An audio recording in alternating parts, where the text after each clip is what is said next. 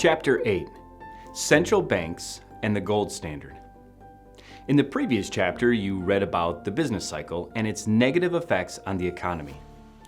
Chapter 8 begins with a notable historical account of early financiers who understood that while the bust phase of the business cycle was obviously extremely harmful to the entire economy, it was especially devastating to the banks themselves.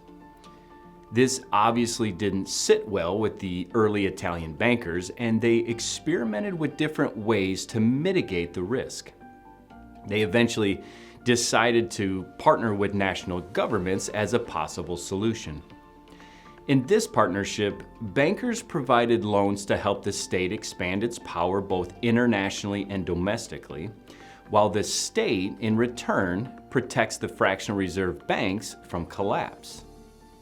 However, Woodward details a pivotal historical moment that negatively impacts this relationship.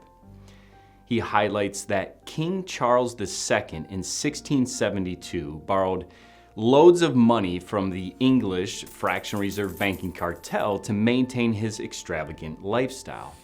But then he realizes just how indebted he had become, and he eventually reasons that, hey, because I'm king, I shouldn't have to pay back these loans.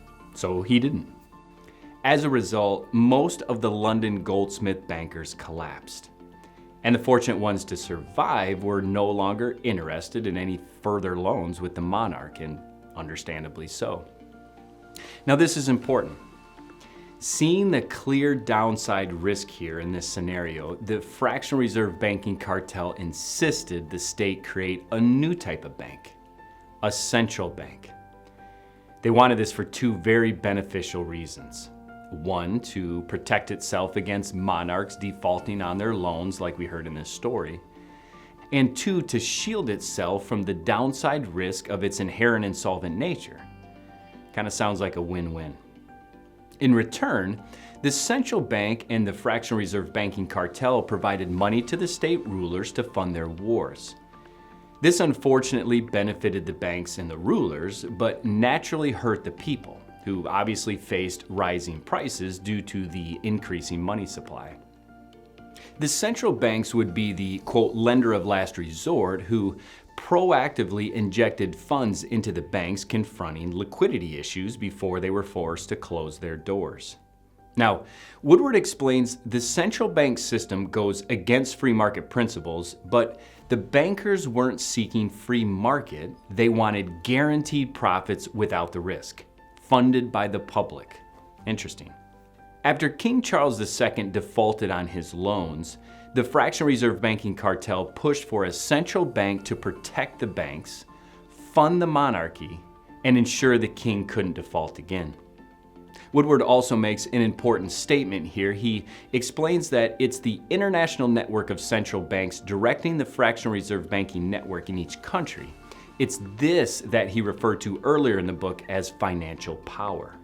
Instead of competing in a free market like other businesses, banks formed a centralized cartel where powerful bankers control the supply and price of money, protected as, quote, too big to fail.